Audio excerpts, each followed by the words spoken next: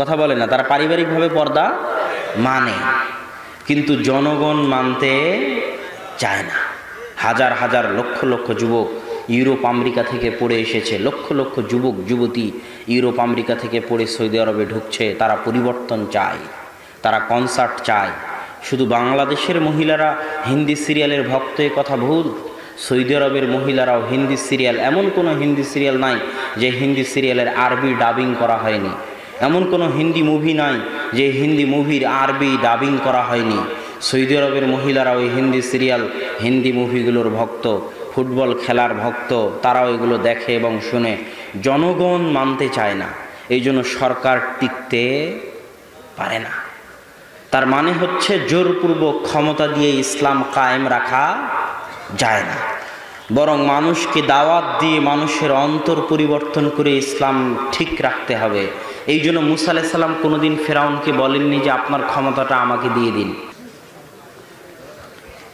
আসসালামু আলাইকুম ওয়া রাহমাতুল্লাহি ওয়া বারাকাতুহু। আলহামদুলিল্লাহ ওয়াহদাহ ওয়াসসালাতু ওয়াসসালামু আলা মান লা নাবিয়্যা বা'দাহ। প্রশংসা আল্লাহ সুবহানাহু তাআলার জন্য, শান্তি অবতীর্ণ হোক মুহাম্মদ সাল্লাল্লাহু আলাইহি ওয়াসাল্লামের প্রতি। আজকে গভীর রাতে, এত রাতে আমি কোনোদিন বক্তব্য দিয়ে অভ্যাসী নই এবং বক্তব্য দেওয়ার জন্য মানসিকভাবে এই সম্মেলনে আমি এক সেকেন্ডের জন্য মানসিকভাবে প্রস্তুত ছিলাম না বক্তব্য দেওয়ার জন্য। এই জন্য গতকালও বক্তব্য দেওয়া হয়নি, আজকেও চাচ্ছিলাম না। তারপরও আপনাদের সামনে চলে যখন এসেছি তখন দুটা কথা বলতেই হয়। জঙ্গিবাদ এবং সন্ত্রাসবাদের উপর সংক্ষিপ্ত কথার প্রথম কথা হচ্ছে তিনটি হাদিস। প্রথম হাদিস আবু সাঈদ খুদরি রাদিয়াল্লাহু তাআলা আনহু থেকে বর্ণিত। তিনি বলেন, রাসূল সাল্লাল্লাহু আলাইহি ওয়াসাল্লাম বলেছেন, ইয়াখরুজু ফীকুম কওমুন, অচিরেই তোমাদের মধ্যে একদল মানুষ বের হবে, তাহকিরুনা সালাতাকুম মা সালাতিহিম ওয়া সিয়ামাকুম মা সিয়ামিহিম ওয়া আমালাকুম মা আমালিহিম। তোমরা তোমাদের সালাতকে তাদের সালাতের সামনে নগণ্য মনে করবে, তোমরা তোমাদের সিয়ামকে তাদের সিয়ামের সামনে নগণ্য মনে করবে, তোমরা তোমাদের আমল আখলাককে তাদের আমল আখলাকের সামনে নগণ্য মনে করবে। কিন্তু আশ্চর্যজনক হলেও সত্য যে তারা এত নামাজি সালাতি হওয়ার পরেও, এত সিয়াম পালন করার পরেও, এত ইবাদত বন্দিগি করার পরেও ইয়ামরুকুনা মিনাদ্দিন, ইসলাম থেকে এমনভাবে বের হয়ে যাবে যেমনভাবে তীর বের হয়ে যায় ধনুক থেকে। তারা ঠিক এত সালাত আদায় করার পরেও, এত সিয়াম পালন করার পরেও, এত পরহেজগার হওয়ার পরেও দিন থেকে বের হয়ে যাবে। ওয়ায়াকরাউনাল কুরআনা লা ইউজাবিজু হানাজিরাহুম, তারা কোরআন তেলাওয়াত করবে ঠিকই, কিন্তু তাদের কোরআন তেলাওয়াত তাদের কণ্ঠনালী অতিক্রম করবে না। সহিহ বুখারী 5058 নম্বর হাদিস। দ্বিতীয় হাদিস, রাসূল সাল্লাল্লাহু আলাইহি ওয়াসাল্লাম একদিন যুদ্ধের পর গনিমতের মাল বন্টন করতেছেন। তো যুল খুয়াইসিরাহ নামক একজন ব্যক্তি রাসূল সাল্লাল্লাহু আলাইহি ওয়াসাল্লামকে জিজ্ঞেস করতেছে, ইয়া রাসূলুল্লাহ, হে আল্লাহর রাসূল, ইত্তাকিল্লাহ, আল্লাহকে ভয় করুন, ইদিল, এবং ন্যায়পরায়ণতা, ইনসাফের সাথে গনিমতের মাল বন্টন করুন। তখন রাসূল সাল্লাল্লাহু আলাইহি ওয়াসাল্লাম বললেন, আশ্চর্য কথা, পৃথিবীর সবচেয়ে পরহেজগার মানুষ, তাকে বলা হচ্ছে আপনি আল্লাহকে ভয় করুন। পৃথিবীর সবচেয়ে আল্লাহ ভীরু মানুষ, তাকে বলা হচ্ছে আপনি আল্লাহকে ভয় করুন। পৃথিবীর সবচেয়ে মুনসিফ, ইনসাফ পরায়ণ মানুষ, ন্যায় বিচারক মানুষ, তাকে বলা হচ্ছে আপনি ইনসাফ করুন। তখন রাসূল সাল্লাল্লাহু আলাইহি ওয়াসাল্লাম বলতেছে, আওয়ালাস্তু আহাক্কু আহলিল আরদি, আমি কি নই পৃথিবীর বুকে সবচেয়ে বেশি হকদার যে আমি আল্লাহকে সবচেয়ে বেশি ভয় করব? ইদা আসাইতু, যদি আমি আল্লাহর বিধানের নাফরমানি করি তাহলে কে আল্লাহর বিধানের অনুসরণ করবে? ওমাইয়া আদিল ইদা লামা আদিল, আর কে ন্যায় বিচার করবে যদি আমি মুহাম্মদ ন্যায় বিচার না করি? যেমনি রাসূল সাল্লাল্লাহু আলাইহি ওয়াসাল্লাম এই কথা বলেছেন, তো আল্লাহ রাসূলের কষ্ট দেখে খালিদ বিন ওয়ালিদ বলতেছে, আল্লাহ রাসূল আপনি নির্দেশ দেন আমি আর গর্দান উড়িয়ে দিই। যে আপনার উপর সন্দেহ করে যে আপনি ইনসাফ করতেছেন না, তাহলে সে তো মুমিন থাকতে পারে না, তাকে হত্যা করার আমাকে অনুমতি দিন। তখন রাসূল সাল্লাল্লাহু আলাইহি ওয়াসাল্লাম বলতেছে, লা, না, হত্যা করিও না। লাআল্লাহু ইউসাল্লি, হতে পারে যে সে সালাত আদায় করে। তার মানে কি বোঝা গেল? যারা জেগে আছেন তাদেরকে জিজ্ঞেস করতেছি, এই অংশ থেকে কি বোঝা গেল?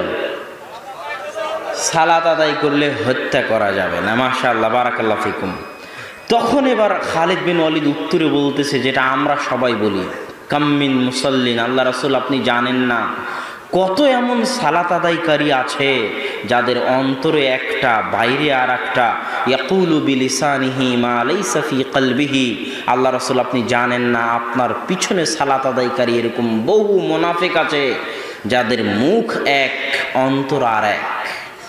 তখন এবার রাসূল সাল্লাল্লাহু আলাইহি ওয়াসাল্লামের উত্তরটা শুনেন, এটাও আপনাদের মনে রাখতে হবে। আল্লাহ রাসূল বলতেছে, খালিদ বিন ওয়ালিদ ইন্নী লাম উমার, আমি আদিষ্ট হইনি, আমাকে নির্দেশ করা হয়নি যে আমি মানুষের অন্তর, আন কুলুবিন নাস, মানুষের অন্তর চিড়ে ফেড়ে দেখব যে মানুষের অন্তরে কি আছে, এই বিষয়ে আমাকে আদেশ করা হয়নি।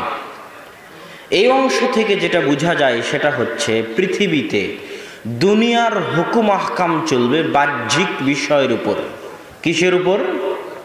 বাহ্যিক হুকুম আহকামের উপর। কেউ যদি বলে লা ইলাহা ইল্লাল্লাহ, আশহাদু আল্লা ইলাহা ইল্লাল্লাহ ওয়া আশহাদু আন্না মুহাম্মাদার রাসূলুল্লাহ, তাহলে তার রক্ত হারাম, তাকে হত্যা করা যাবে না। যতই আপনি মনে করেন যে আপনার ভয়ে বলতেছে, যতই আপনি মনে করেন লোক দেখানোর জন্য বলতেছে, যতই আপনি মনে করেন মিথ্যা বানিয়ে বলতেছে, কিন্তু যতক্ষণ কালেমা বলবে ততক্ষণ তার রক্ত হারাম। তার অন্তরে কি আছে এটা আল্লাহ দেখবে কিয়ামতের মাঠে, ওটা আমার এবং আপনার দায়িত্ব নয় দেখার। এই অংশ থেকে আল্লাহ রাসূল সেটা স্পষ্ট করে দিলেন। তারপরে তবে খালিদ বিন ওয়ালিদ একটা কথা মনে রাখো, যে আজকে আমাকে বলল আমার মতো ন্যায়পরায়ণ শাসককে, আমি যে আর এক হাদিসে আল্লাহ রাসূল বলেছে ওই তিনজন ব্যক্তিকে যারা বলল সারা রাত ইবাদত করব, সারাদিন সিয়াম রাখবো, বিবাহ করব না, ওই হাদিসে আল্লাহ রাসূল তাদেরকে বলেছিলেন, ওয়াল্লাহি লা ইন্নী আতকাকুম ওয়া আখশাকুম, আল্লাহর কসম নিশ্চয় আমি হচ্ছি সবচেয়ে তাকওয়াবান, সবচেয়ে পরহেজগার, সবচেয়ে আল্লাহ ভীরু মানুষ আসমানের নিচে জমিনের উপরে। তো জেনে রাখো খালিদ বিন ওয়ালিদ, আমি সবচেয়ে পরহেজগার, সবচেয়ে তাকওয়াবান মানুষ হওয়ার পরেও যে আমার শাসন, আমার ন্যায়পরায়ণতার উপর আঙ্গুল উঠাই, আমার বিরুদ্ধে কথা বলে, আমার বিরুদ্ধে বিদ্রোহ করে, এরাই, এদের বংশ থেকেই অচিরে একদল মানুষ বের হবে যারা ঠিক এই স্বভাবেরই হবে। কি স্বভাবের? তখন রাসূল সাল্লাল্লাহু আলাইহি ওয়াসাল্লাম বলছেন, ইন্নাহু সায়াখরুজু মিন যিদি হাদা, এর বংশধর থেকে অচিরে একদল মানুষ বের হবে, ইয়াকতুলুনা আহলাল ইসলাম ওয়া ইয়াদাউনা আহলাল আওসান, যারা মুসলমানদেরকে হত্যা করবে আর মূর্তি পূজক মুশরিক কাফেরদের ছেড়ে দিবে। হাদিসের এই অংশ কি বুঝতে পারছেন? আজকে সিরিয়াতে কাদেরকে হত্যা করা হচ্ছে? কে হত্যা করতেছে? মুসলমান। ইয়েমেনে কাদেরকে হত্যা করা হচ্ছে? কে হত্যা করতেছে? মুসলমান। ওই কথায় আল্লাহর রাসূল বলেছেন, ইয়াকতুলুনা আহলাল ইসলাম, মুসলমানকে কাফের ফতোয়া দিয়ে হত্যা করবে, ওয়া ইয়াতরুকুনা আহলাল আওসান, আর ইহুদি খ্রিস্টান মুশরিকদের ছেড়ে দিবে। সম্মানিত উপস্থিতি, তৃতীয় হাদিস, আল্লাহ রাসূল সাল্লাল্লাহু আলাইহি ওয়াসাল্লাম বলছেন, ইয়াখরুজু ফীকুম, অচিরেই তোমাদের মধ্যে একদল মানুষ বের হবে, হুদাসাউল আসনান, যাদের দাঁত হবে নতুন, কেবল দাঁত উঠেছে, নতুন দাঁত গজিয়েছে, তাদেরকে হাদিসে বলা হয়েছে হুদাসাউল আসনান, নতুন গজানো দাঁতওয়ালা তথা অল্প বয়সী, সুফাহাউল আহলাম, বুদ্ধি কম, বিবেক কম, বিবেক বুদ্ধি দিয়ে কাজ করে না, আবেগ দিয়ে কাজ করে। এরকম অল্প বয়সী, কেবল দাঁত উঠেছে, অল্প বয়সী বুদ্ধি কম যুবক বের হবে। ইয়াকুলুনা মিন খায়রি কওলিল বারিয়াহ, আল্লাহ রাসূলের কথা থেকেই কথা বলবে। ফাইদা লাকিতুমুহুম ফাকতুলুহুম, যদি তোমরা তাদেরকে পাও তাহলে তাদেরকে হত্যা করিও। ফাইন্না ফি কাতলিহিম আজরুন ইয়াউমাল কিয়ামাহ, কেননা তাদেরকে হত্যা করার মধ্যে কিয়ামতের মাঠে নেকি রয়েছে। আর এক হাদিসে রাসূল সাল্লাল্লাহু আলাইহি ওয়াসাল্লাম বলছেন, লাইন আদরাকতুহুম, আমি যদি এদেরকে পাই, আমি যদি এই সম্প্রদায়কে পাই, লাআকতুলান্নাহুম কাতলা সামুদ, তাহলে আমি তাদেরকে সামুদ জাতির মতো হত্যা করব। এই তিনটি হাদিস থেকে যা সারমর্ম বের হলো, তার সারমর্ম হচ্ছে এক, অচিরেই একদল মানুষ বের হবে যাদের তাকওয়া, যাদের পরহেজগারিতা, যাদের সালাত, যাদের সিয়ামের সামনে সাহাবীরা, ভালো মানুষেরা নিজেদের সালাত সিয়ামকে নগণ্য মনে করবে, নিজেদের তাকওয়া পরহেজগারিতাকে নগণ্য মনে করবে। তারা এত তাকওয়াবান পরহেজগার হবে, তারা এত সালাত ইবাদত গুজার, বন্দেগি ইবাদত বন্দেগিতে ব্যস্ত থাকবে, ইবাদত গুজার হবে, যে সাহাবীদেরা নিজেদের ইবাদতকে তাদের সামনে নগণ্য মনে করবে। দুই, তারা হবে অল্প বয়সী, বিবেক দিয়ে কাজ করবে না, আবেগ দিয়ে কাজ করবে। তিন, তারা মুসলমানদেরকে হত্যা করবে আর মুশরিক কাফেরদেরকে ছেড়ে দিবে, তাদেরকে হত্যা করবে না। এদের বিষয়ে আল্লাহ রাসূল যা বলেছেন, এক, আল্লাহ রাসূল বলেছেন এরা দিন থেকে বের হয়ে যাবে যেমন ধনুক থেকে তীর বের হয়ে যায়। দুই, আমি যদি এদেরকে পাই তাহলে সামুদ জাতির মতো হত্যা করব। তিন, তোমরা যদি এদেরকে পাও তাহলে এদেরকে হত্যা করিও, কেননা এদেরকে হত্যা করার মধ্যে কিয়ামতের মাঠে নেকি রয়েছে। এই হলো তিনটি হাদিসের সারমর্ম। আমি আমার সংক্ষিপ্ত বুঝি যে এই তিনটি হাদিস রাসূল সাল্লাল্লাহু আলাইহি ওয়াসাল্লাম খারিজিদেরকে বুঝিয়েছেন, এবং সালাফে সালেহিন মুহাদ্দিসিনে কেরামের এটাই ব্যাখ্যা যে তারা হচ্ছে খারিজি। আর এটাই সঠিক ব্যাখ্যার নিকটবর্তী, সঠিক কথার নিকটবর্তী কথা, যে এই হাদিসগুলো দ্বারা খারিজিরা উদ্দেশ্য। খারিজিদের আকিদা, জঙ্গিদের আকিদা খারাপ হওয়ার দুইটা কারণ। এক, তারা কবিরা গুনাহগার মুসলমানকে কাফের মনে করে। দুই, মুসলিম রাষ্ট্রকে কাফের রাষ্ট্র মনে করে। কবিরা গুনাহগার মুসলমানকে তারা কাফের মনে করে এই জন্য যে সিনেমা হলে যারা সিনেমা চালায় তাদেরকে বম মেরে উড়িয়ে দিতে হবে, এটা তাদের ধারণা। কিন্তু তারা এটা জানে না যে ইসলাম জোর করে কায়েম করা যায় না। ইসলাম কি জোর করে কায়েম করা যায়? তার একটা দলিল আপনাকে আমি এই যুগের একটা দলিল দিই।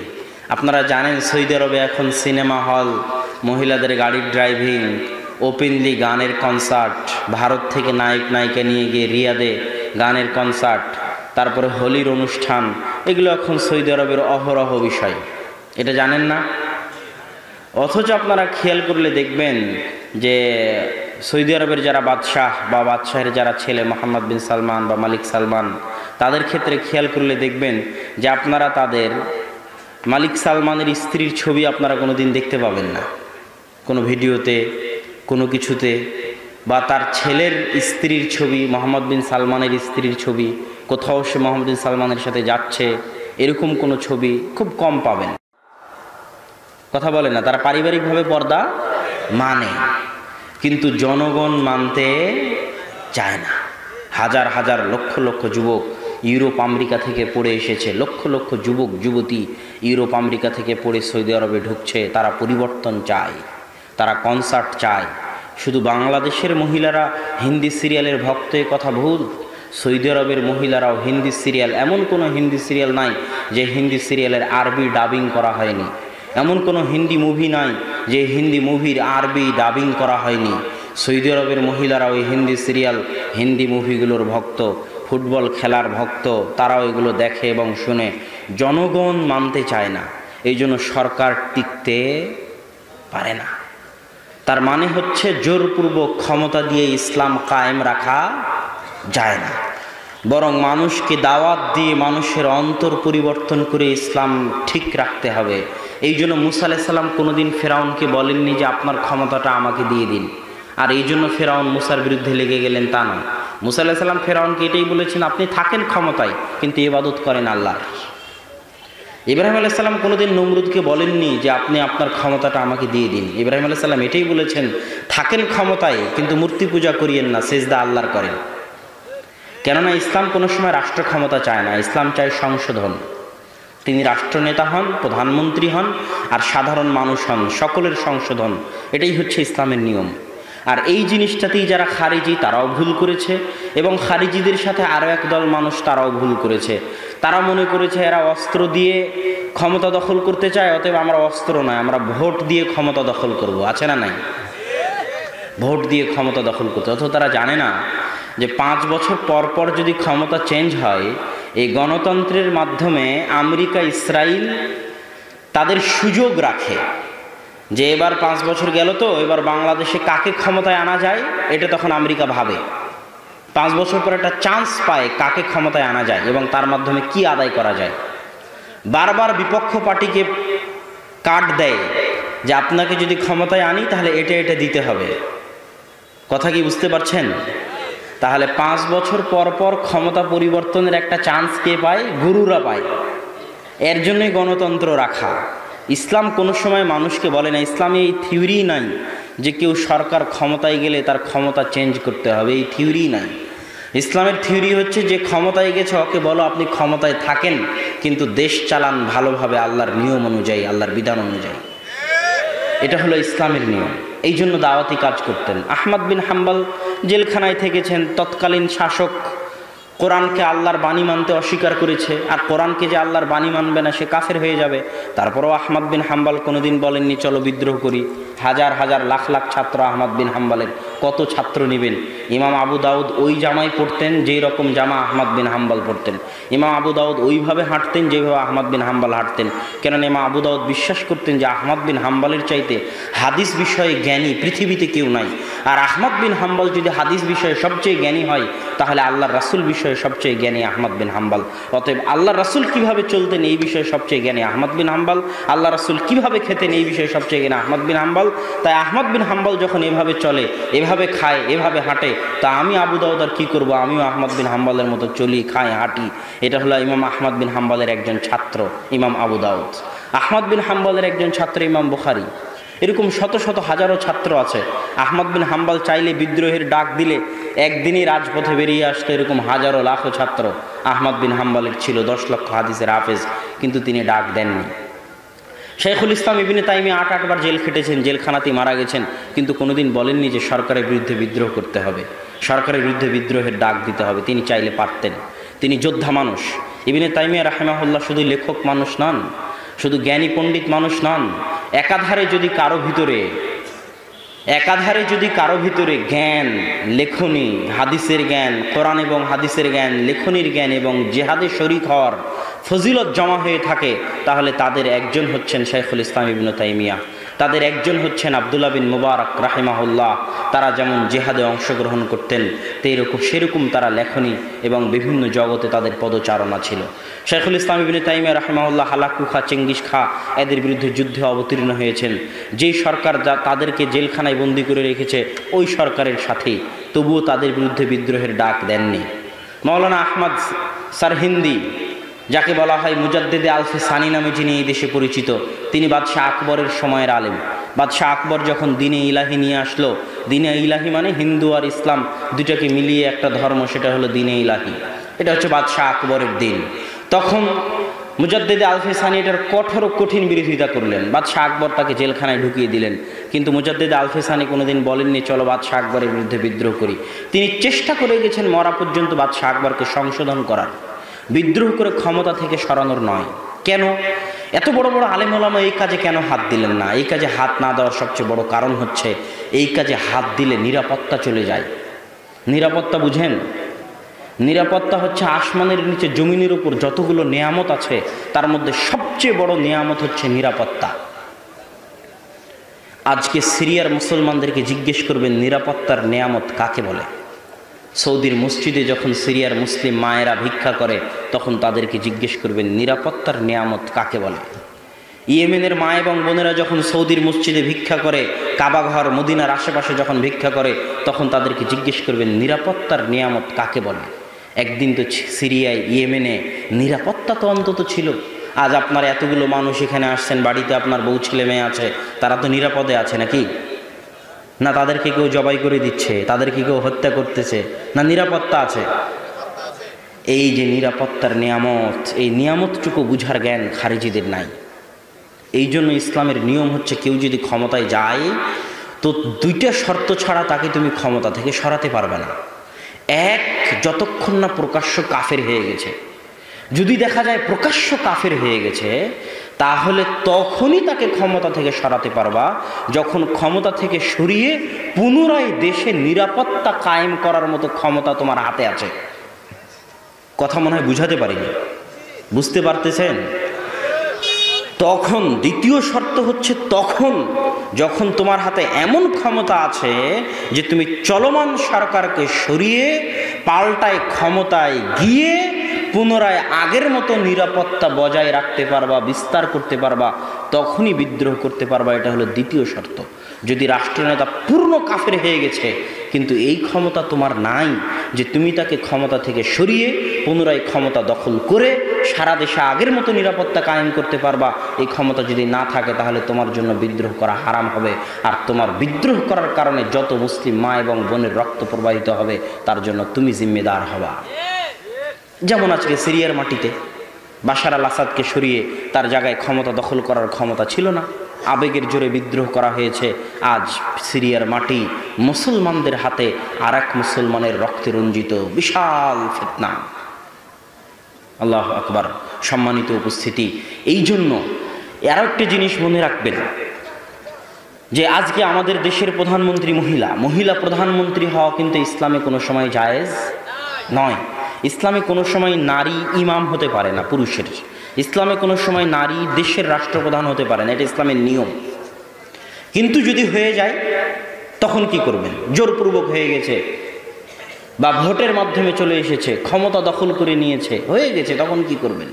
রাসূল সাল্লাল্লাহু আলাইহি ওয়াসাল্লাম বলছেন, যদি হাবশি গোলাম ক্ষমতায় চলে আসে তো হাবশি গোলামের তোমরা আনুগত্য করিও। গোলাম কিন্তু, কৃতদাস কিন্তু কোনোদিন ইসলামের বিধানে ক্ষমতা পেতে পারে না, এটা ইসলামের নিয়ম। ইসলামের একটা নিয়ম হচ্ছে কারা কারা ক্ষমতা হবে, খলিফা হবে, তাদের একটা নিয়ম হচ্ছে নারী যেমন খলিফা হতে পারে না তেমন কৃতদাসও খলিফা হতে পারে না। কিন্তু তারপরেও যদি কৃতদাস খলিফা হয়ে যায়, নেতা হয়ে যায় জোরপূর্বক, তাহলে তোমরা তার আনুগত্য করিও যতক্ষণ না সে প্রকাশ্য কাফের হয়ে যায় এবং তাকে বিদ্রোহ করে সরিয়ে পাল্টা ক্ষমতা দখল করে দেশে নিরাপত্তা কায়েম করার মতো ক্ষমতা না থাকে। এর পিছনে একটাই উদ্দেশ্য, অন্য কোনো উদ্দেশ্য নাই। মুসলিম মা এবং বোনের বৃথা রক্ত যেন প্রবাহিত না হয়। আমরা মুসলিম মা এবং বোন এবং মুসলমান ভাইয়ের রক্তের মূল্যটা বুঝি না, যে ইসলামে তাদের রক্তের মূল্য কতটুকু। আল্লাহ সুবহানাহু ওয়া তাআলার নিকটে একজন মুসলমানের রক্ত যে কত মূল্যবান, কত মূল্যবান, কত মূল্যবান, যে সারা পৃথিবীর সব মানুষ, আসমানের সব ফেরেশতা আর সব জিন একত্রিত হয়ে যদি একটা মুসলমানকে হত্যা করে তো আল্লাহ সব মানুষ, সব জিন, সব ফেরেশতাকে একসাথে জাহান্নামে নিক্ষেপ করতে বিন্দুমাত্র দ্বিধা করবেন না। এটা আল্লাহর নিকটে একজন মুসলমানের রক্তের মূল্য। কাবাঘর যদি আপনি ধ্বংস করেন তো কাবাঘর ধ্বংস করলে যত গুনাহ না হবে, একটা মুসলমানকে হত্যা করলে তার চেয়ে বেশি গুনাহ হবে। তথা একজন মুসলমানের রক্তের মূল্য কার চাইতে বেশি? একজন মুসলমানের রক্তের মূল্য কাবাঘরের চাইতে বেশি। এই জন্য আগে মুসলমানের রক্তের হেফাজত করতে হবে। এই জন্য অত সহজে এই জাতীয় খারিজি চিন্তাধারা এগুলোর মধ্যে যাওয়া যাবে না, এগুলো থেকে দূরে থাকতে হবে, বরং সংশোধনের চেষ্টা করতে হবে। আর সংশোধনের চেষ্টার মধ্যেই বরকত আছে। কেমনে সংশোধনের চেষ্টার মধ্যে বরকত আছে? মানুষ হতাশ হয়ে জিজ্ঞেস করে, আমি যখন বক্তব্য দিই এই বিষয়ের উপর, যখন বক্তব্য দিই এই বিষয়ের উপর আমার বিস্তারিত বক্তব্য আছে, ইসলামপুর দিনাজপুর একটা মসজিদে প্রায় 1.5-2 ঘন্টার আলোচনা আছে। মানুষ তখন হতাশ হয়ে জিজ্ঞেস করে, আজকে তাহলে ফিলিস্তিনের কি হবে? আজকে তাহলে মায়ানমার রোহিঙ্গাদের কি হবে? আজকে তাহলে চীনের মুসলমানদের কি হবে? আপনি যখন সবাইকে জঙ্গি বানিয়ে দিলেন, সবাইকে সন্ত্রাসী বানিয়ে দিলেন, তাহলে এই মুসলমানদের রক্ষা করবে কে, বাঁচাবে কে? আমি তাদের উদ্দেশ্য করে বলি যে পৃথিবী থেকে মানুষকে শিক্ষা নিতে হয়। পৃথিবী পরিচালনায় আল্লাহর কিছু নীতি থাকে, সুন্নাতুল্লাহ ফি তাদবিরিল আরজ, আল্লাহর নীতি পৃথিবী পরিচালনায়। যেমন আব্দুর রাজ্জাক বিন ইউসুফের নীতি আছে জামিয়া সালাফিয়া পরিচালনায়। তো কেমনে জানবেন যে জামিয়া সালাফিয়া 3 বছর থাকে, 5 বছর থাকে, 10 বছর থাকে? সে অবশ্যই বলতে পারবে আব্দুর রাজ্জাক বিন ইউসুফ এইভাবে জামিয়া সালাফিয়া চালায়, তাই নয় কি? তাহলে আল্লাহ কিভাবে পৃথিবী চালায় এটা কেমনে জানবেন? 1500, 1000, 2000 বছরের ইতিহাস। ইব্রাহিম আলাইহিসসালামের কাহিনী পড়ুন, আদম আলাইহিসসালামের কাহিনী পড়ুন, ইউসুফ আলাইহিসসালামের কাহিনী পড়ুন, মুসা আলাইহিসসালামের কাহিনী পড়ুন। পৃথিবীর সব ইতিহাস যখন আপনার সামনে চলে আসবে তখন আপনি দেখতে পাবেন যে আল্লাহ পৃথিবী কিভাবে চালায়। এটা আল্লাহর পৃথিবী পরিচালনার নীতিগুলো আপনার সামনে স্পষ্ট হয়ে যাবে। তো আল্লাহর পৃথিবী পরিচালনার নীতি থেকে গত 1500 বছরের ইতিহাসে দেখা যায় যে মুসলমানেরা আজকে যতটা বিপদের সম্মুখীন এর চাইতে হাজারো গুণ, শতগুণ বিপদের সম্মুখীন ছিল দুটো সময়। এক, যখন ক্রুসেডাররা ফিলিস্তিন দখল করে নিয়েছিল। আজকে যেমন ইসরায়েল ফিলিস্তিন দখল করে আছে বাইতুল মাকদেস, ঠিক ক্রুসেডাররা এরকম বাইতুল মাকদেস দখল করে নিয়েছিল। ওই সময়টা ছিল মুসলমানদের জন্য খুব শোচনীয় সময়।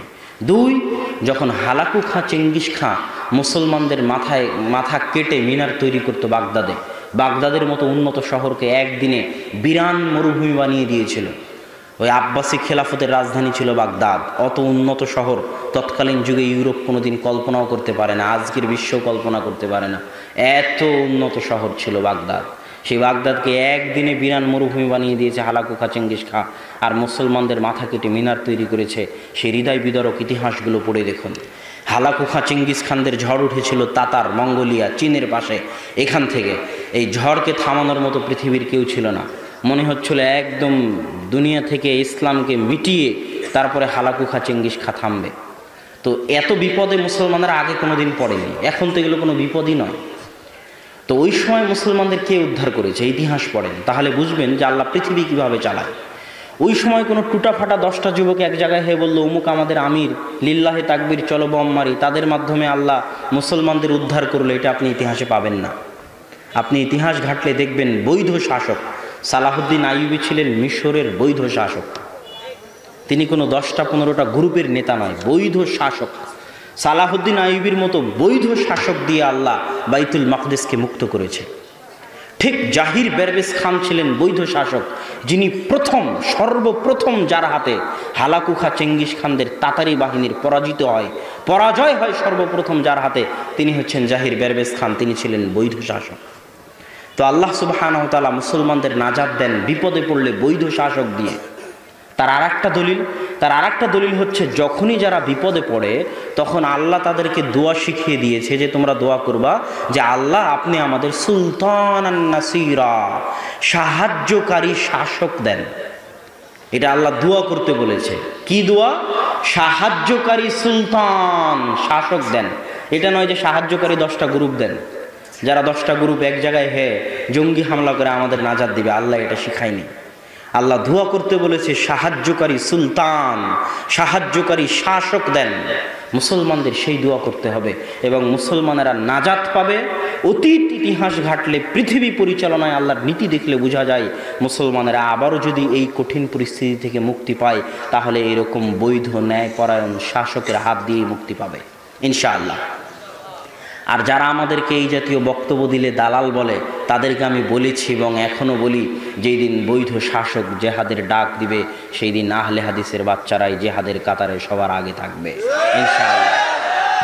অতএব আমরা জেহাদ বিরোধী এই কথা বলে আমাদেরকে কলঙ্কিত করার, এই কথা বলে আমাদেরকে দালাল, পেট্রোডলার খাই, এগুলো বলে আমাদেরকে ছোট করার কোনো উপায় নেই। যেই দিন দেখা যাবে বৈধ শাসক জিহাদের ডাক দিয়েছে সেই দিন আপনারাই যারা আমাদেরকে অপবাদ দিচ্ছেন তারাই হয়তো পালিয়ে যাবেন। কেননা তার প্রমাণ তো আছে, ইংরেজদের ক্ষেত্রে তার প্রমাণ তো আছে। ইংরেজ শাসনের বিরুদ্ধে প্রথম জিহাদের হুঙ্কার কে দিয়েছিল? শাহ ইসমাইল শহীদ রাহিমাহুল্লাহ, আল্লাহ তাকে শহীদ হিসেবে কবুল করুন।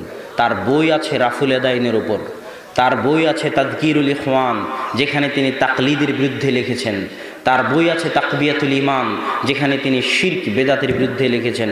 ভারত পাকিস্তানের মাটিতে কেউ এতটা কঠিনভাবে শিরক বেদাতের বিরুদ্ধে লিখেছে এটা মনে হয় দুনিয়ার মানুষ জানতই না। তিনি হচ্ছেন শাহ ইসমাইল রাহিমাহুল্লাহ। তিনি রাফুল আদাইন করতেন, 25,000 হাদিসের হাফেজ ছিলেন, তিনি আহলে হাদিস। তিনিই প্রথম ইংরেজদের বিরুদ্ধে জেহাদের ডাক দেন। কিন্তু তার স্বপ্ন এখন পর্যন্ত পূরণ হয়নি। এই কথা বললে তো আবার বিপদে পড়ে যাব। কেন তার স্বপ্ন এখন পর্যন্ত পূরণ হয়নি? তার দলিল হচ্ছে, মুসলমানেরা যখন ক্ষমতা হারায় তখন পুরো পাক ভারত বাংলাদেশের ক্ষমতা কাদের হাতে ছিল? মুসলমানদের হাতে। মুসলমানেরা যখন ক্ষমতা হারায় তখন পুরো পাক ভারতের ক্ষমতা কার হাতে ছিল? মুসলমানদের হাতে ছিল, তাই নয় কি? না শুধু বাংলাদেশ আর পাকিস্তান মুসলমানদের ছিল, সমগ্র ভারত উপমহাদেশ মুসলমানদের অধীনস্থ ছিল। তো যখন ইংরেজরা দখল করে নিল তখন শাহ ইসমাইল শহীদ যে জেহাদের ডাক দিলেন, সেটা কি জেহাদের ডাক? পুনরায় সমগ্র ভারতে যেন ইসলাম প্রতিষ্ঠা হয়, সেটাই তো, নাকি? তাই নয় কি? তো ওনার স্বপ্ন কি পূরণ হয়েছে? পূরণ হয়নি। তাহলে মুসলমানেরা কেমনে বলে যে আমরা স্বাধীন হয়েছি? 1947 সালে মুসলমানেরা যে দাবি করে আমরা স্বাধীন হয়েছি, আমার দৃষ্টিতে এই দাবি ঠিক নয়। কেন? আজকেও ভারতের পতাকা যে বিল্ডিংয়ে উঠানো হয়, ওই বিল্ডিংয়ের মালিক মুসলমানেরা। লালকেল্লা যেটা, সেই লালকেল্লায় ভারতের পতাকা উঠে, ওই বিল্ডিংয়ের মালিক মুসলমান। দিল্লির অলিতে গলিতে এবং ভারতের অলিতে গলিতে মুসলমান শাসকদের সেই পদচিহ্ন এখনো থেকে গেছে। অথচ আজকে ভারতের মুসলমানেরা কত কষ্টে নিমজ্জিত। NRC CAA এর নামে ভারতের মুসলমানদের পরিচয় ছিনিয়ে নিয়ে দ্বিতীয় রোহিঙ্গা, দ্বিতীয় মায়ানমার বানানোর পরিকল্পনা চলতেছে। আমরা দোয়া করি আল্লাহ সুবহানাহু ওয়া তাআলা ভারতের মুসলমানদেরকে সহযোগিতা করুন এবং তাদের জন্য সুলতান নাসিরা, সাহায্যকারী শাসক পাঠান। আল্লাহুম্মা আমিন। সম্মানিত উপস্থিতি, আমি আমার বক্তব্যে বলতেছিলাম যে ইসলাম শাসন পরিবর্তন করায় বিশ্বাসী নয়। যে ক্ষমতায় গেছে তাকে ক্ষমতায় থাকতে দিতে হবে। এর অনেক ফল আছে, অনেক গুণ আছে। এই যে সৌদি বাদশারা, তারা এত সুন্দর করে তাদের দেশ কেন পরিচালনা করে? বা যারা দুবাইয়ের বাদশা, তারা এত সুন্দর করে কেন দেশ পরিচালনা করে? তারা জানে যে বংশ পরম্পরায় তারা ক্ষমতায় থাকবে। যদি আজ সঠিকভাবে দেশ না চালায় তাহলে তার ছেলে ফকির হয়ে যাবে, দেশ চালাতে পারবে না। এই চিন্তা তাদের মাথায় থাকে। দুবাইয়ের বাদশার মাথায় এই চিন্তা থাকে, আমি যদি আজ মেরে খাই দুবাইয়ের টাকা, তো দুবাই ধ্বংস হয়ে যাবে, তখন আমার ছেলে দুবাই চালাতে পারবে না।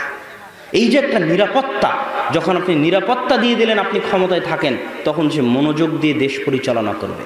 এটা ইসলাম বুঝে, আর এটাই বাস্তবতা। আর যখন বলবেন তুই 5 বছরের জন্য, তখন অনেক কষ্ট করে টাকা খরচ করে, ভোটে খরচ করে ক্ষমতায় এসেছে, এখন বলবে যা খরচ করেছিলাম তা আগে আদায় করি, 5 বছর পর তো চলে যেতে হবে। তখন সারা দেশ লুটে পেটে খেয়ে নিবে। এই জন্য গণতন্ত্র বাংলাদেশের যত ক্ষতি করেছে, পৃথিবীর আর অন্য কোনো দেশের তত ক্ষতি করতে পারেনি। কেন? বাংলাদেশের বয়স তো আর কম হলো না। কোথায় 1971 আর কোথায় 2019, 2020। তো সেখানে যখন বাংলাদেশ স্বাধীন হয় তখন মালয়েশিয়া বাংলাদেশের চেয়ে দরিদ্র দেশ ছিল। আজ মালয়েশিয়া কোথায় পৌঁছে গেছে।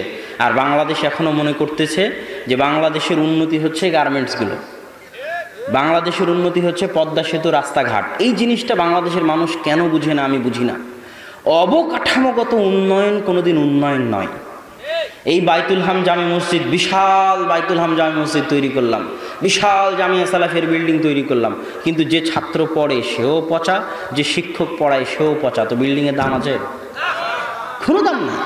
তো অবকাঠামোগত উন্নয়ন কোনোদিন উন্নয়ন নয়। উন্নয়ন হচ্ছে শিক্ষার উন্নয়ন, জ্ঞানের উন্নয়ন। তো আপনি ব্রিজ দিয়ে কি করবেন? ওই ব্রিজে যে ইঞ্জিনিয়ার, সেই ইঞ্জিনিয়ার তো চায় না, আর লেবার তো আপনার বাংলাদেশের। তাহলে এই ব্রিজের কোনো দাম আছে?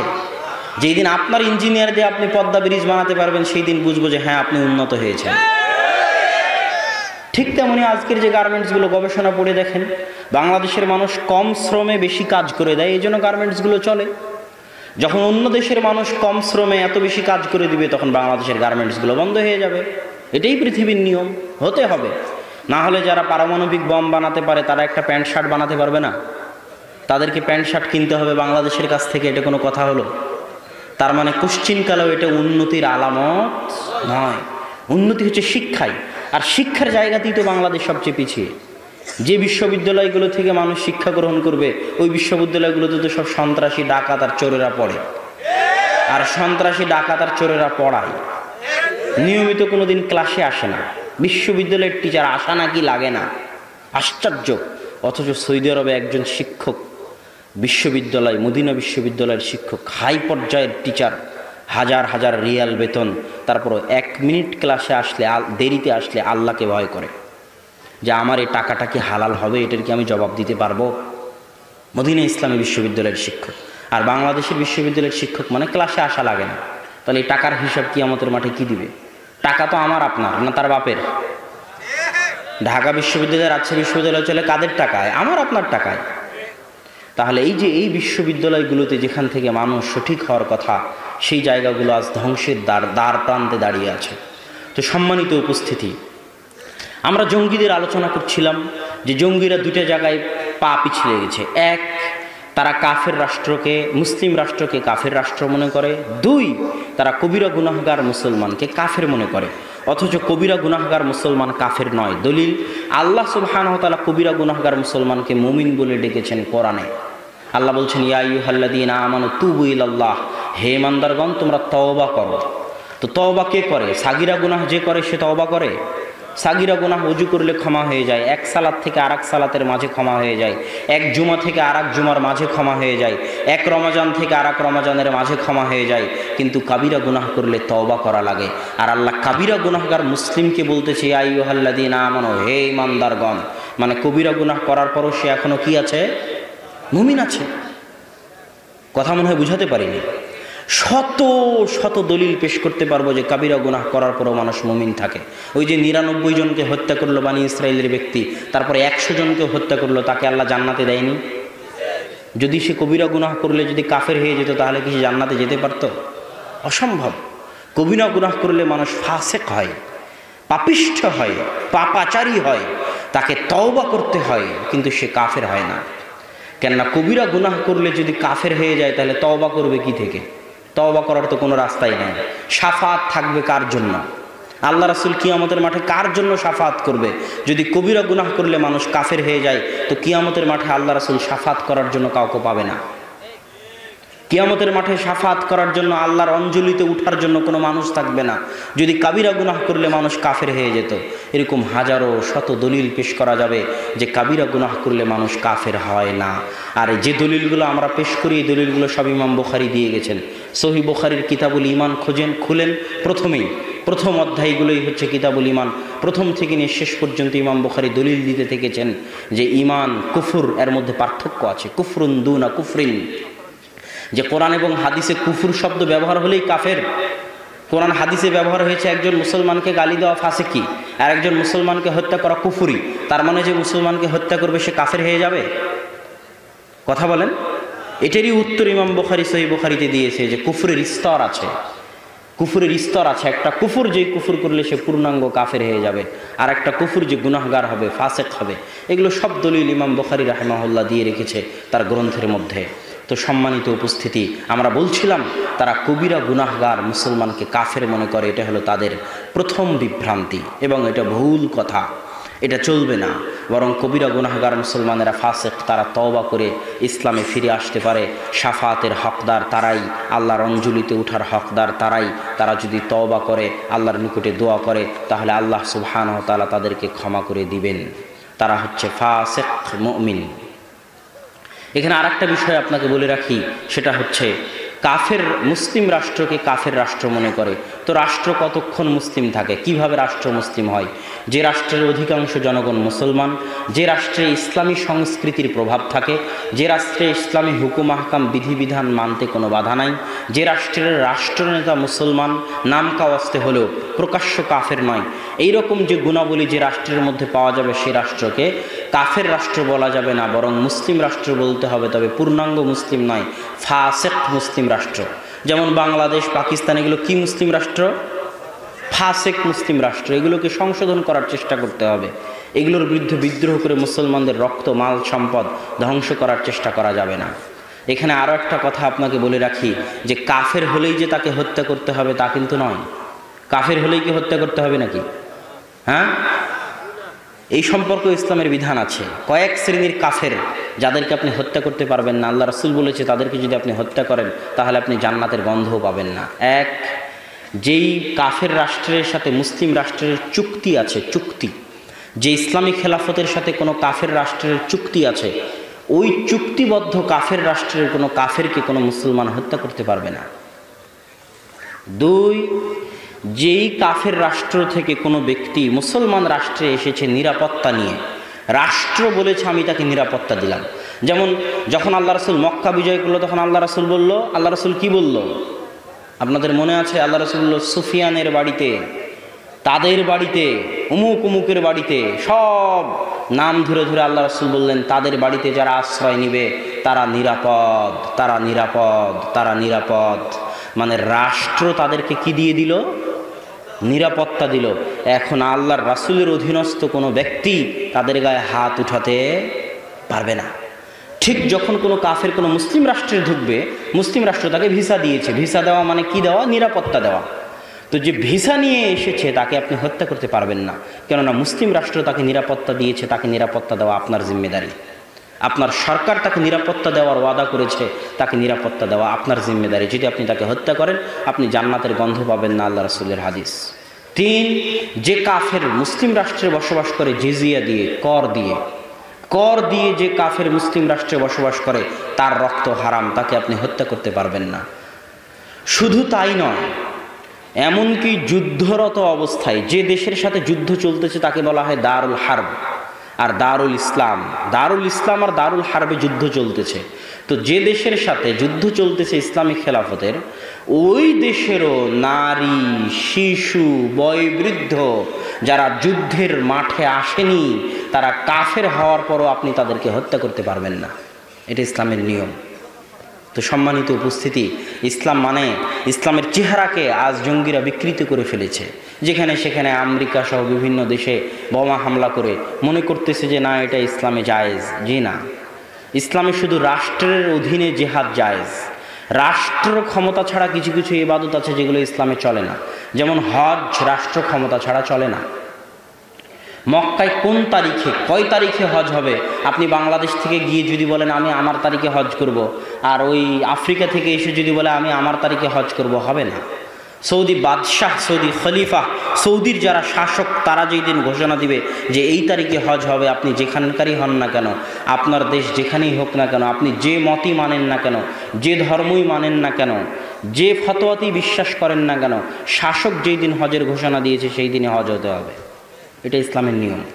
ঠিক ঈদ, আপনি এক গ্রামে আজকে ঈদ করবেন, আর একজন আর এক গ্রামে ঈদ করবে, এটা ইসলাম বিশ্বাস করেন। আপনার ফতোয়া যেটাই হোক, ফতোয়া একদিনে ঈদ করা হোক আর ফতোয়া আলাদা দিনে ঈদ করা হোক, কিন্তু রাষ্ট্র যেই দিন ঈদের ঘোষণা দিবে আপনার ফতোয়া যেটাই হোক আপনাকে ওই দিনে ঈদ করতে হবে। এইরকম জিহাদ, ইন্নামাল ইমাম জুন্নাতুন ইউকাতালু মিন ওয়ারাইহি, ইমাম হচ্ছে ঢাল, তার পিছনে থেকে জিহাদ করতে হয়। ইমাম মানে রাষ্ট্রনেতা, তার পিছনে থাকা ছাড়া, তিনি সামনে থাকা ছাড়া যুদ্ধ হয় না। তো সম্মানিত উপস্থিতি, আমরা সঙ্গে দিচ্ছিলাম যে আমরা কাফের রাষ্ট্র, মুসলিম রাষ্ট্রের প্রত্যেক জিনিস, একটা টাকাও আমানতের সাথে হেফাজত করা প্রত্যেক মুসলমানের দায়িত্ব। আপনি রাষ্ট্র ক্ষমতায় আছেন, আমি নিজে যদি আমার মধ্যে ইকামতে সালাত করতে চাই, তার মানে সালাতের যাবতীয় হুকুম আহকাম বিধিবিধান মেনে, যেভাবে অজু করার সেভাবে অজু করে, যেভাবে সালাত আদায় করার সেভাবে সালাত আদায় করে যদি আমি নিয়মিত 5 ওয়াক্ত সালাত আদায় করি, তাহলে আমি আমার মধ্যে কি করলাম?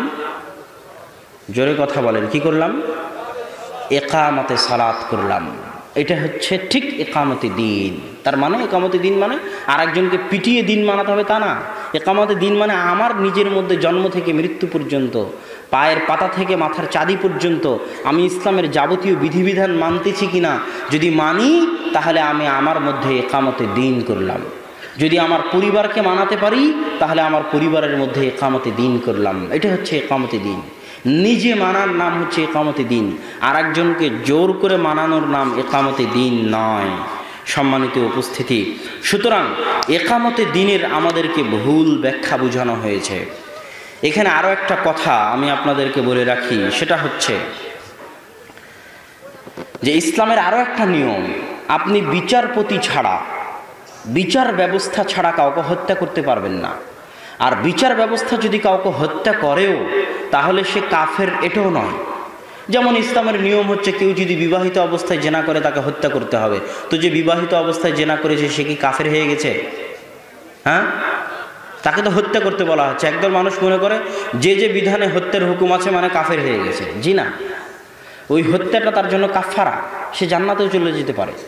যে আরেকজন মুসলমানকে হত্যা করেছে তাকে হত্যা করতে হবে, তার মানে সে কাফের হয়ে গেছে তা নয়। তাকে যে হত্যা করা হবে এই হত্যাটা তার ওই গুনাহের জন্য কাফারা, সে জান্নাতেও চলে যেতে পারে। ঠিক তেমনি বিচার ব্যবস্থা ছাড়া আপনি কোনো হুকুম বাস্তবায়ন করতে পারবেন না। যেমন ক্রিমিনাল ল, পৃথিবীতে যতগুলো রাষ্ট্র আছে, মুসলিম রাষ্ট্র আছে প্রায় 57-58টা মুসলিম রাষ্ট্র, সব মুসলিম রাষ্ট্রে ইসলামের পারিবারিক নিয়ম, ইসলামের সামাজিক নিয়মগুলো রাষ্ট্রীয়ভাবে মানা হয়। ইসলামের পারিবারিক আইন মানে বাপ মারা গেলে কত শতক আপনি জমি পাবেন, আপনার ভাই বোন কত শতক জমি পাবে, এটা কে বলে দিয়েছে? ইসলাম বলে দিয়েছে। ওটাই কিন্তু মুসলিম দেশগুলোতে মানা হয়, ওটাকে বলা হয় ফ্যামিলি ল, পারিবারিক আইন। তো ইসলামের পারিবারিক আইন রাষ্ট্রীয়ভাবেই মানা হয়। যেমন বাংলাদেশের সরকার আপনাকে হজের জন্য সহযোগিতা করে না? করে না? করে না? করে না? করে। বাংলাদেশের সরকার আপনার ঈদ বাস্তবায়ন করতে সহযোগিতা করে না? করে না? করে। তাহলে ইসলামের যেগুলো সামাজিক বিধিবিধান আছে, ইসলামের যেগুলো পারিবারিক বিধিবিধান আছে, সেগুলো প্রায় অধিকাংশ মুসলিম রাষ্ট্র মানে, রাষ্ট্রীয়ভাবে মানে। রাষ্ট্রগুলো কি মানে না? ইসলামের ক্রিমিনাল ল মানে না। অপরাধ সংক্রান্ত ইসলামের যে বিধিবিধানগুলো আছে এগুলো কোনো রাষ্ট্র মানে না, সৌদি ছাড়া। অপরাধ সংক্রান্ত কি আছে? চুরি করলে হাত কাটতে হবে, কেউ যদি মদ পান করে তাহলে 40 লাঠি 80 লাঠি পিটাতে হবে, কেউ যদি জেনা করে তাকে রজম করতে হবে, অবিবাহিত হলে 100 লাঠি পিটাতে হবে, দেশ থেকে তাড়াতে হবে। এই যে অপরাধ সংক্রান্ত যে আইনগুলো আছে এগুলো কোনো মুসলিম রাষ্ট্র, অধিকাংশ মুসলিম রাষ্ট্র মানে না। তো এখন আপনি কি জোর করে এই অপরাধ সংক্রান্ত বিধিবিধানগুলো বাস্তবায়ন করবেন? হ্যাঁ, এটার উত্তর কি? এটার দলিল কি? এটার দলিল হচ্ছে স্বয়ং খলিফা ওমর যদি কাউকে নিজে চোখে জেনা করতে দেখে তো খলিফা ওমর তার উপর জেনার হদ কায়েম করতে পারবে না সাক্ষী ছাড়া। এটা ইসলামের নিয়ম। খলিফা ওমর শাসক, ক্ষমতায় আছে, স্বচক্ষে দেখতেছে জেনা করতে, কিন্তু তিনি হদ কায়েম করতে পারবেন না। বিচারক লাগবে, সাক্ষী লাগবে, সাক্ষী আসবে, সাক্ষীরা সাক্ষী দিবে, বিচারক বিচার শোনাবে, তারপরে হদ কায়েম হবে। এটা ইসলামের নিয়ম। এটা কিন্তু আমরা জানি না, আমাদের দেশের মানুষজন জানে না। কিতাবুল ইমারা, কিতাবুল ইমারার যে হাদিসগুলো আছে, এই হাদিসগুলো যদি বাংলাদেশে পড়া হয়, কিতাবুল ইমারার হাদিসগুলো বাংলাদেশে দুইভাবে বিকৃত হয়ে গেছে। সহি মুসলিম খুলবেন, সহি মুসলিম খুলে কিতাবুল ইমারা বের করবেন। কিতাবুল ইমারার যে হাদিসগুলো আছে এগুলো বাংলাদেশে দুইভাবে বিকৃত হয়ে গেছে। এক, কিতাবুল ইমারার সব হাদিস নিয়ে চলে গেছে দল আর সংগঠন। বাংলাদেশে যত দল আছে, সেটা তাবলিগ জামাত হোক, জামাত ইসলাম হোক, হাস্যকর ব্যাপার যে কিতাবুল ইমারার সব হাদিস দল নিয়ে চলে গেছে। দলের আমির তো কিতাবুল ইমারাতে যে হাদিসগুলো আছে তার হাদিসগুলো ওর জায়গায় গিয়ে ফিট করা হয়, জামাতের যে হাদিসগুলো আছে সেগুলো দলের সাথে গিয়ে ফিট করা হয়। এটা গেল কিতাবুল ইমারার উপর প্রথম জুলুম। দ্বিতীয় জুলুম হলো কিতাবুল ইমারার হাদিসগুলো মূলত রাষ্ট্রনেতার সাথে সম্পৃক্ত, অথচ রাষ্ট্রনেতার সাথে কেউ কিতাবুল ইমারার হাদিস পড়ে না, সব শুধু দলনেতার সাথে কিতাবুল ইমারার হাদিস আর জামাতের হাদিস। অথচ জামাত মানে রাষ্ট্রের সাথে থাকা, আর আমির মানে রাষ্ট্রের আমির। আমির শব্দটা বাংলাবে কি বলে ওর নাম, ইসলামের ইতিহাসে আমির শব্দটা কোনোদিন রাষ্ট্রনেতার বাইরে ব্যবহার হয়েছে এটা পাওয়া যায় না। গত 100, 150, 200 বছর আগে রাষ্ট্রনেতার বাইরে ব্যবহার হয়েছে এটা পাওয়া যায় না। এখনও মদিনার আমির আছে, মক্কার আমির আছে। আমার উস্তাদ মুফতি ইউসুফ তাওয়ালি দারুল উলুম দেওবন্দের শিক্ষক, তিনি তাবলিগ জামাতের আমিরকে লক্ষ্য করে বলতেন, তাবলিগ জামাতের আমিরকে লক্ষ্য করে বলতেন যে আপনি কেউ চুরি করলে হাত কাটতে পারেন না, কেউ জেনা করলে রজম করতে পারেন না, কেউ অপরাধ করলে গ্রেফতার করতে পারেন না, তাহলে আপনি কিসের আমির? কেননা আমির মানে হচ্ছে ক্ষমতা। চুরি করলে হাত কাটতে পারতে হবে সে আমির।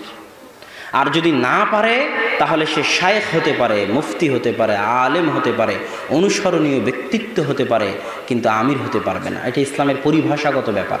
ঠিক জামাতের ব্যাপারটা ওই রকমই। জামাত, আল্লাহ রাসূল কত কঠিন কথা বলতেছে জামাতের বিষয়ে, যে তাদেরকে হত্যা করো যারা জামাত থেকে বের হয়ে যায়। আল্লাহ রাসূল বলতেছে কেউ যদি জামাত থেকে বের হয়ে যায় সে ইসলাম থেকে বের হয়ে গেল। কত কঠিন কথা। অথচ আমি যদি তাবলিগ জামাত ছেড়ে দিই তাহলে কি আমি ইসলাম থেকে বের হয়ে যাব? তাহলে তার মানে জামাত মানে দল নয়। জামাত মানে তাহলে কি? ওই যে আবু বকর রাদিয়াল্লাহু তাআলা আনহু বলতেছে যারা যাকাত দেবে না এদেরকে আমি হত্যা করব, এদের বিরুদ্ধে যুদ্ধ করব। তো ওমর রাদিয়াল্লাহু তাআলা বলছে কেমনে যুদ্ধ করবেন? এরা তো সব আশহাদু আল্লা ইলাহা ইল্লাল্লাহ, আশহাদু আন্না মুহাম্মাদুর রাসূলুল্লাহ এই কালেমা পড়েছে, এদের তো রক্ত হারাম, এদের বিরুদ্ধে তো আপনি যুদ্ধ করতে পারেন না।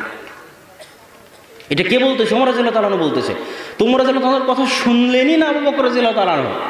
আবু বকর রাদিয়াল্লাহু তাআলার ওই বাক্য কত কঠোর কঠিন সেটা আব্বুর যাকাতের বক্তব্যে শুনিয়েন, যে কত কঠোর কঠিন।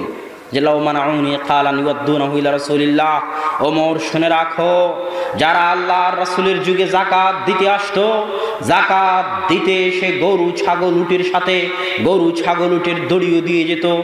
আজ আমি আবু বকর আমার যুগে যাকাত দিতে এসে যদি গরু ছাগল উট দিয়ে যায় আর গরু ছাগল উটের দড়ি না দিয়ে যায়, শুনে রাখো ওমর যারা আল্লাহ রাসূলের যুগে ওসর দিতে এসে খেজুর গম ধান চাল দিয়েছে, খেজুর গম ধান চালের বস্তাও রেখে দিয়ে গিয়েছে, আর আমি আবু বকর আমার যুগে খেজুর ঢেলে দিয়ে বস্তা নিয়ে যেতে চাই, তাহলে আমি আবু বকর ওই দড়ি ওই বস্তার জন্য যুদ্ধ চালিয়ে যাব, হয় মরবো না হয় মারবো।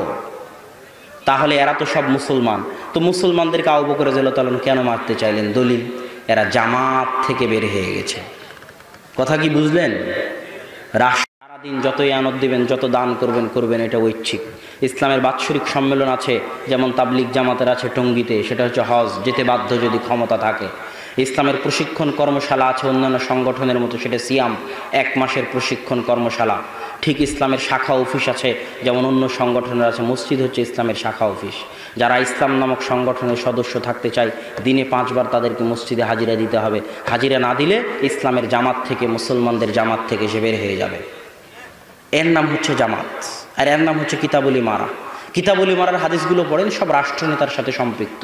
আল্লাহ রাসূল বলছে, সে মারুক পিটুক, তার তোমরা আনুগত্য করো।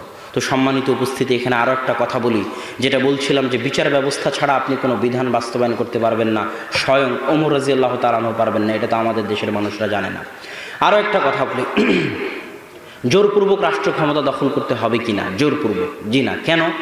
আল্লাহ সুবহানাহু ওয়া তাআলা আপনার উপর যাকাত ফরজ করেছে। কখন? যখন আপনি নিসাব পরিমাণ সম্পদের মালিক